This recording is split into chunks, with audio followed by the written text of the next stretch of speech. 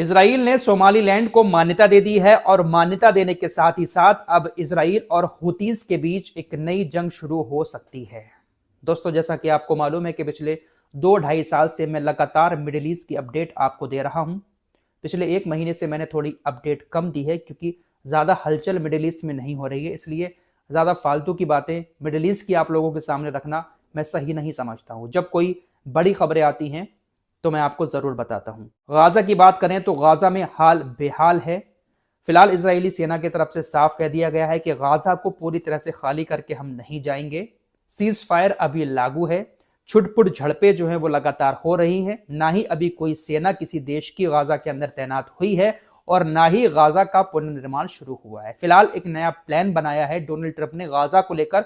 उस प्लान की चर्चा भी इस वीडियो में करूंगा। इजराइल और ईरान के बीच भी कुछ हो सकता है, इसको लेकर भी चर्चा करूंगा, लेकिन पहले बात मैं हुतीज और इजराइल की कर लेता हूं। आप तो जानते ही हैं, आप अगर 2 साल से मेरे साथ जुड़े हैं, इजराइल के बारे में कि इजराइल मिडिल ईस्ट का बादशाह बनकर हमेशा से रहा है और रहना चाहता है। इजराइल को ऐसा लगता है कि इस मिडिल ईस्ट के अंदर बस मेरी ही बादशाहत रहे, कोई देश आगे ना बढ़े। ईरान आगे बढ़ा, ईरान के साथ जंग शुरू कर दी। अब गाजा वाले मामले में सबसे ज्यादा नाम चर्चा में आया था हुतीज का। यमन के हुतीज ने भी इजराइल के ऊपर बहुत सारे हमले किए थे। लाल सागर में सबसे ज्यादा नुकसान इजरायली जहाजों को हुतीज ने पहुंचाया था। हुतीज के ऊपर भी अमेरिका और इजराइल ने ब्रिटेन जैसे देशों के साथ मिलकर बहुत सारे हमले किए, लेकिन हुतीज हैं कि मानने का नाम नहीं ले रहे हैं। हुतीज कभी भी इजराइल से नहीं डरते हैं। अमेरिका ने सऊदी अरब के साथ मिलकर भी हुतीज के ऊपर तकरीबन 10 साल तक हमले किए थे, लेकिन हुतीज फिर भी डटे रहे।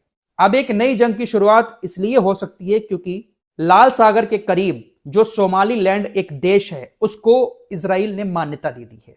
ये जो सोमालीलैंड देश है ये लाल सागर के करीब है। एक साइड सोमालीलैंड है, दूसरी साइड यमन है जहां पर हुतीज रहते हैं। इजराइल ने सोमालीलैंड को मान्यता दे दी है। मान्यता देने के साथ ही साथ अपनी कुछ सेना को भी वहां पर तैनात कर दिया है। साथ ही साथ इजराइल ने दुनिया का पहला लेजर एयर डिफेंस सिस्टम भी सोमालीलैंड के अंदर तैनात कर दिया है। इजराइल ने लेजर एयर डिफेंस सिस्टम बनाया और उसको तैनात कहां पर किया है? सोमालीलैंड के अंदर। ये जो सोमालीलैंड है वो 1991 में सोमालिया देश से अलग हुआ था। अलग होने के बाद यहां पर इसकी अपनी सरकार बनती है। इसने अपनी नई करेंसी बना ली, साथ ही साथ इसने अपना पासपोर्ट भी बना लिया है।